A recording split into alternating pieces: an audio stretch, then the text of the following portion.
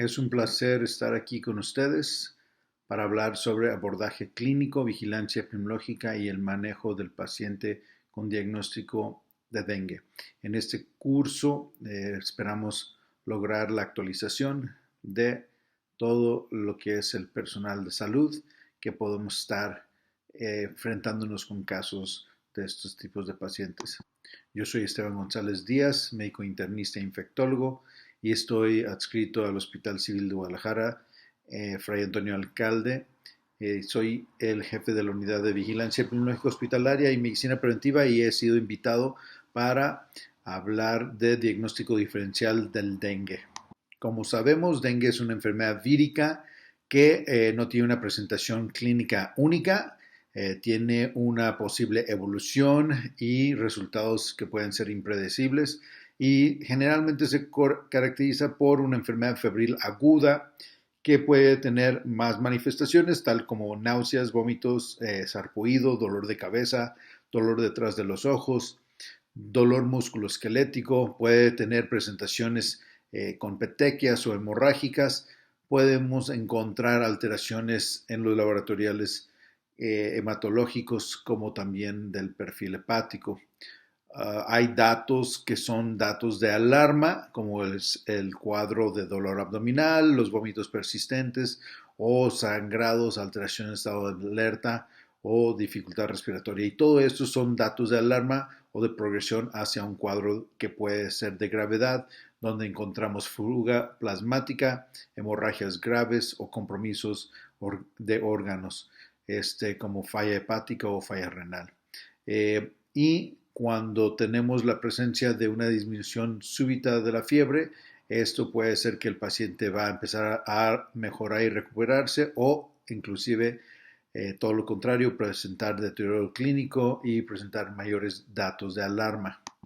Y pues existen diferentes fases en la enfermedad, que es la fase febril, la crítica y la de recuperación, donde vemos problemas clínicos como la deshidratación, el choque por extravasación de volumen o inclusive en la de recuperación podemos encontrar alteraciones relacionadas con una hipervolemia. Pero todo esto nos hace también tener que pensar en otras opciones diagnósticas que puedan estar presentando un cuadro similar a lo que es el dengue. Rápidamente, sabemos que dengue es causada por el virus del dengue, que viene de la familia Flaviviridae, del género Flavivirus. Es un virus que presenta 4 serotipos y es transmitido por el vector Aedes aegypti. Dentro de los genotipos del virus del dengue tenemos el dengue dengue tipo 1, que tiene 5 genotipos conocidos, el dengue tipo 2, que tiene 5 genotipos, el América, Asia, Asia 1, Asia 2, cosmopolita y el selvático. El dengue tipo 3 tiene 4 genotipos conocidos y el dengue tipo 4 tiene 4 genotipos conocidos, el 1, 2 y el 3 y el selvático. Y como ya mencionamos, pues el curso de la enfermedad que va a transitar a través de las fases febril, crítica y de recuperación hacen también por estas manifestaciones pensar en otras opciones de otros arbovirus y otros cuadros infecciosos y otras patologías que puedan semejar en las características clínicas o inclusive los hallazgos de laboratorio y deben de ser nuestros diferenciales. Y tomando en cuenta la dinámica de la viremia y la respuesta inmunológica ante el dengue virus, pues tenemos un periodo de incubación donde con la aparición de los síntomas, pero sin la posibilidad de hacer el diagnóstico laboratorial por la falta de respuesta inmune y la generación de anticuerpos, pues tendríamos que depender de pruebas rápidas buscando antígenos, como ya habíamos visto que el virus en su estructura tiene esa posibilidad de buscar un antígeno NS1 o las pruebas moleculares, pero que pues dependemos del apoyo de un laboratorio para esto. Tomando en cuenta periodos de incubación y antecedentes y las manifestaciones clínicas y laboratoriales o paraclínicos que tenemos de apoyo, tendríamos que hacer un abordaje correcto para descartar otras posibilidades y siempre dando manejo a el cuadro del paciente en ese momento. ¿Cuáles son los pasos para hacer un abordaje adecuado en un paciente con sospecha de dengue, un paciente con un síndrome febril que viene a buscar atención? Pues debemos hacer una evaluación general, siempre tomando una historia clínica completa, incluyendo signos y síntomas, antecedentes epidemiológicos o de exposición, de riesgo, contactos familiares y personales, de nuestra localidad y nuestra región. Debemos de tener una exploración física completa, incluyendo revisión de piel, de mucosas y del cuadro neurológico, del estado neurológico, y pues tenemos que orientarnos de acuerdo a esta información para ver cuáles son los laboratoriales que nos podrían hacer el mayor apoyo. De acuerdo a las guías para la atención de los pacientes con dengue, pues vamos a clasificar los pacientes según el estado de morbilidad y de riesgo de mortalidad según su gravedad. Estas guías nos dicen que tenemos pacientes sin datos de alarma, tenemos pacientes con datos de alarma y pacientes con un dengue grave. Sin embargo, por el alto porcentaje de pacientes que salen negativos, debemos de considerar diagnósticos diferenciales. Y estos diagnósticos diferenciales tendremos que tomar en cuenta ciertos factores como lo que son los datos epidemiológicos de otras enfermedades infecciosas que puedan causar síndromes como el síndrome febril, el síndrome doloroso abdominal, síndromes neurológicos, etc. Y esto se convierte en un reto diagnóstico por las similitudes y las diferencias que hay entre los diferentes cuadros infecciosos y otros cuadros no infecciosos. Debemos de pensar que pues, existe la posibilidad de dengue, de chikungunya, de Zika, de fiebre amarilla y muchos otros cuadros infecciosos y patologías no infecciosas, pero que puedan darnos esta sintomatología. Y simplemente pensando en las arbovirosis y otras enfermedades infecciosas que se ven en la área de las Américas, pues tenemos que tomar en cuenta los factores de riesgo epidemiológicos, los factores de viajes, de haber recibido visitas, el de ser migrantes o muchos otros datos que puedan orientarnos y tomando en cuenta el cuadro que puede ser desde asintomático o los diferentes síndromes clínicos como el síndrome febril que habíamos mencionado, exantemático con fiebre y con artritis, las fiebres hemorrágicas, los cuadros neurológicos que pueden ser como la encefalitis, la microcefalia, como en el caso de Zika, o parálisis flácidas. Existe una gran cantidad de posibilidades. Por ejemplo, tenemos chikungunya, mayaro, encefalitis equina del este, venezolana o del oeste, por alfavirus, los flavivirus, que son los 4 serotipos de dengue, la fiebre amarilla, los encefalitis de San Luis, el virus del Nilo del Oeste y Zika. Tenemos los ortobunyavirus, que son el caraparu, el catú, el guarao, encefalitis de California, el oropuche, algunos flevovirus, como el alenquer, y los vesiculovirus, que es como el virus de la estomatitis vesicular.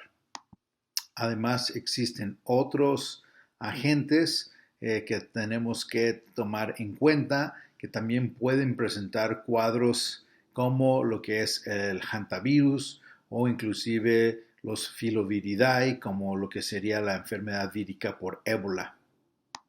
Ahora bien, tendríamos que realizar un diagnóstico diferencial del dengue, tomando en cuenta principalmente los síndromes que pueden estar presentando los pacientes.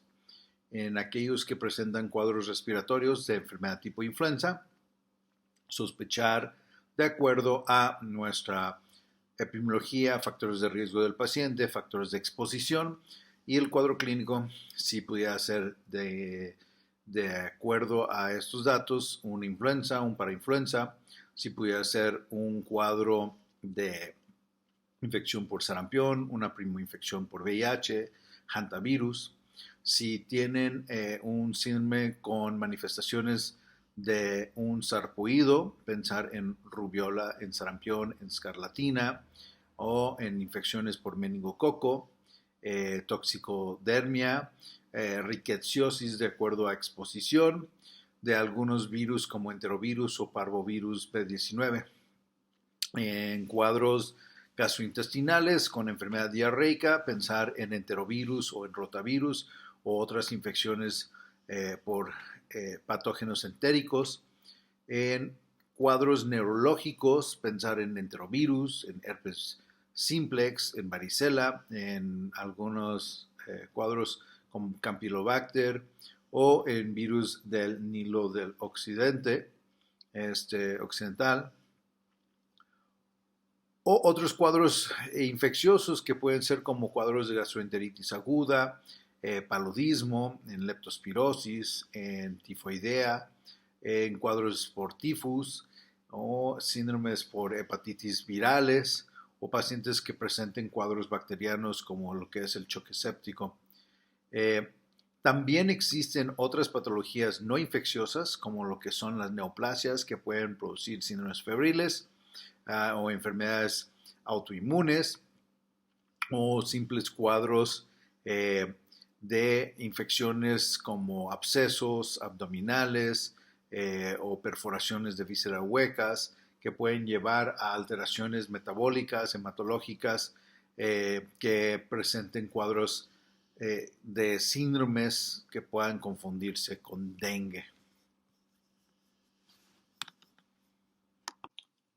Para facilitar las cosas, existen definiciones operacionales de padecimientos que son padecimientos de vigilancia epidemiológica y nos pueden apoyar, como son para la enfermedad febril exantemática, como sarampión y rubiola. También existen definiciones ya bien estructuradas para parálisis flácida aguda, poliomielitis. Existen definiciones conocidas ya para lo que es algunas de las infecciones transmitidas por vectores como fiebre amarilla, fiebre de Mayaro, también para el cuadro gastrointestinal causado por vibrio cólera, también para cuadros respiratorios como el síndrome respiratorio del Medio Oriente causado por otro de los coronavirus, MERS-CoV.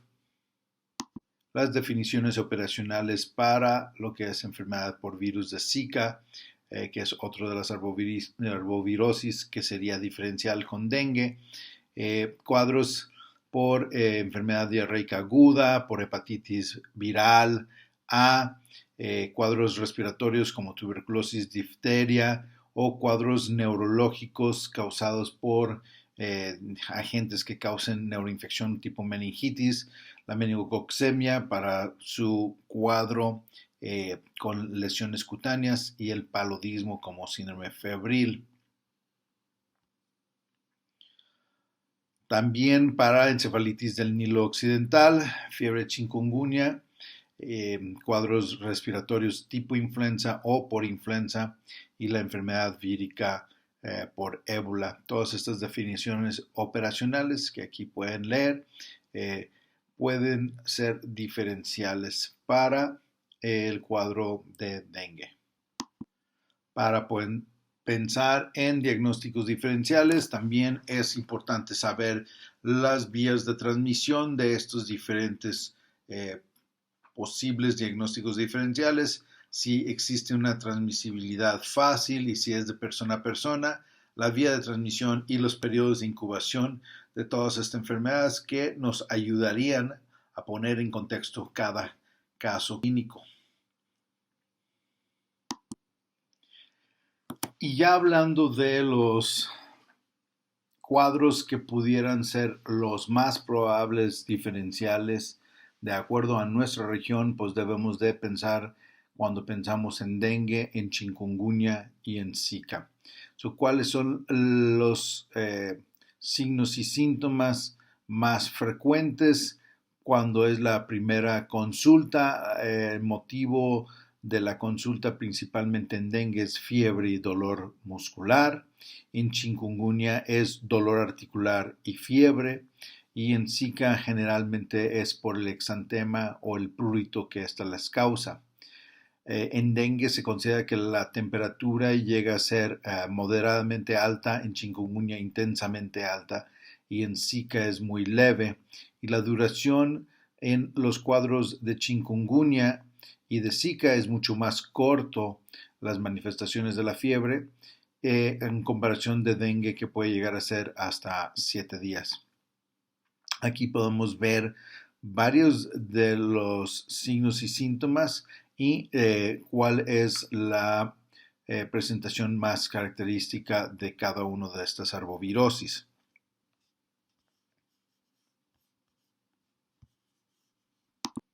En el comparativo podemos ver que la fiebre en dengue y en chikungunya es bastante alta, mucho menos en Zika.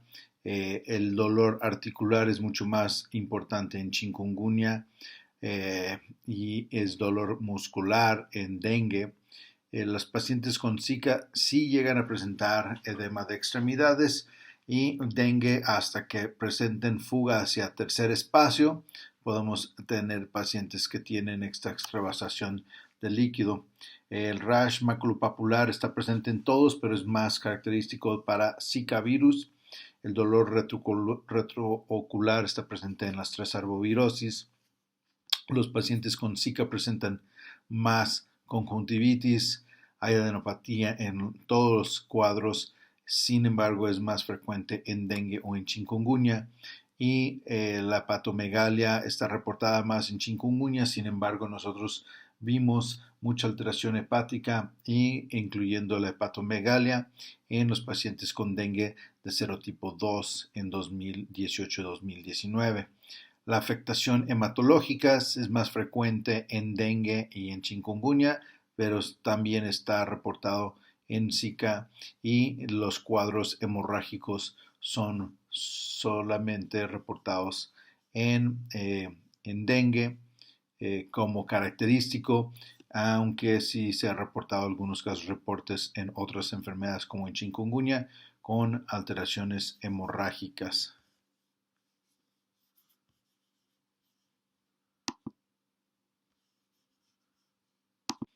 Y existen ciertos elementos que hacen sospechar que puede ser dengue, aunque el paciente realmente tenga algún otro tipo de infección por arbovirus, como son chikungunya y Zika.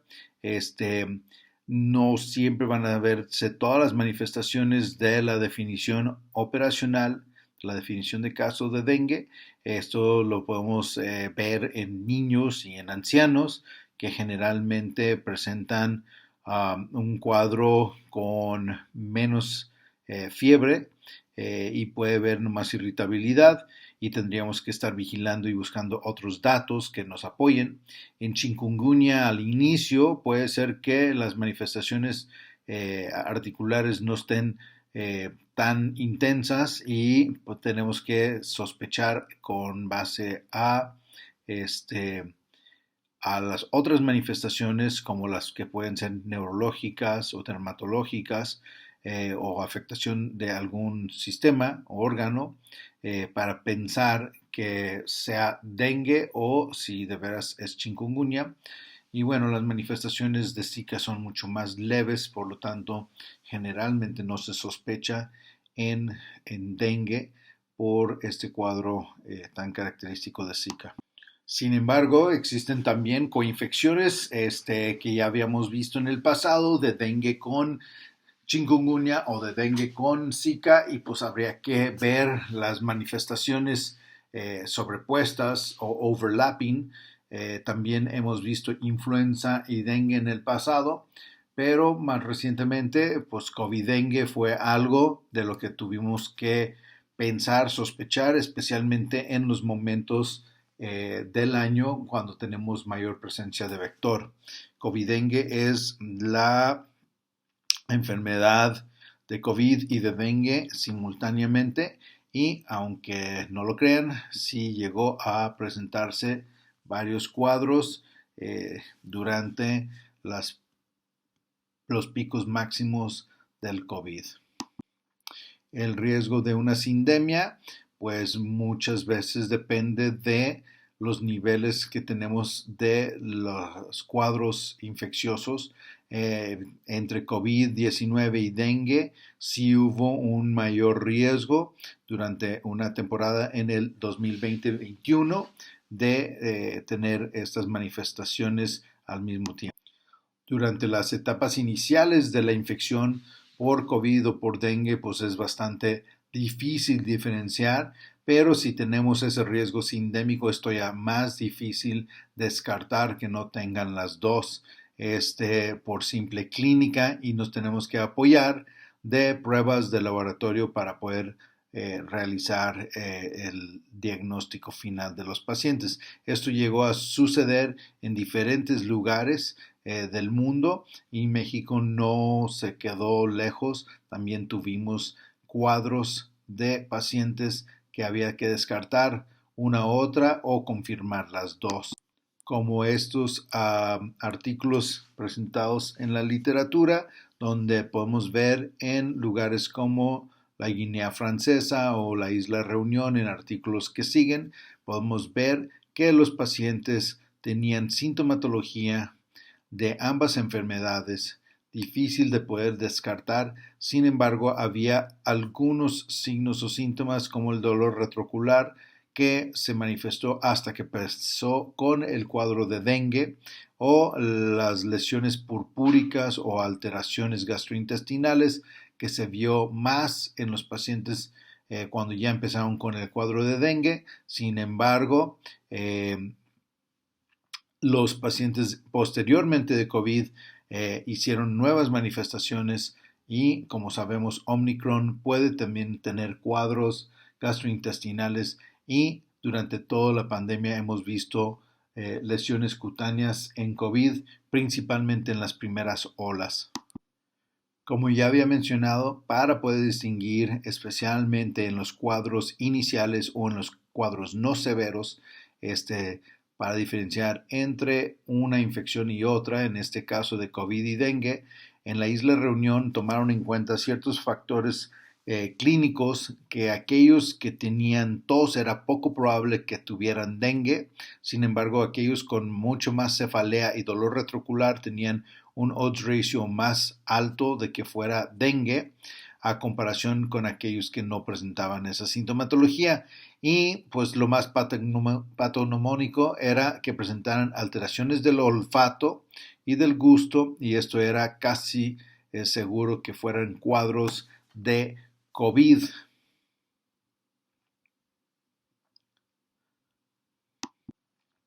Y existen una serie de artículos de casos reportes donde las personas estuvieron en exposición a diferentes agentes y presentan coinfecciones, como este reporte de un paciente que viajó, que vivía en Mayotte, que viajó a diferentes países donde tuvo un riesgo de exposición y contrae tanto COVID-19 como dengue coinfección, con unas manifestaciones ahí intercaladas, y solamente pudo ser confirmado a través de laboratoriales por PCR. O como este caso reporte de la Isla de Reunión, donde el paciente primero manifiesta sintomatología, sospecha de una enfermedad respiratoria, se confirma a días después que sí tiene una infección por COVID, pero durante la evolución del cuadro de COVID presenta nuevamente fiebre y otras manifestaciones como las cutáneas, adenopatías cervicales, fotofobia, y se confirma que esta persona desarrolla una enfermedad que se confirma como dengue. Y como pudimos ver en las imágenes anteriores de la anterior diapositiva, que es de este mismo caso, apoyando el diagnóstico es la manifestaciones cutáneas con el exantema que presenta, muy característicos de casos de dengue. Sin embargo, pues no siempre el cuadro clínico es totalmente florido y tenemos que apoyarnos siempre que se pueda de información epidemiológica, de factores de riesgo, de factores de exposición y apoyarnos y correlacionarlo con el cuadro clínico y los hallazgos laboratoriales si es que podemos tener apoyos laboratoriales. Siempre hay que tratar de confirmar el diagnóstico si se puede, apoyándonos de nuestro laboratorio estatal para la vigilancia epidemiológica y saber lo que está circulando. Pero es muy importante ser un buen clínico y una persona que tome en cuenta todos los otros factores de exposición y de riesgo para tratar de hacer el mejor diagnóstico, pero siempre apoyándose también en la información epidemiológica local y tomando decisiones para el manejo correcto de estos pacientes para no retrasar una adecuada atención. Quedo a sus órdenes para el apoyo clínico en cualquier caso donde existan dudas diferenciales sobre el diagnóstico del paciente. Si le podemos apoyar a cualquiera de ustedes, estamos a sus órdenes dentro del grupo estatal para ayudarles en el manejo y el abordaje de estos pacientes tan críticos en ocasiones. Quedo a sus órdenes y gracias por su participación, gracias por estar capacitándose. Necesitamos fortalecer todo lo que es el manejo de los pacientes con dengue. Cuídense.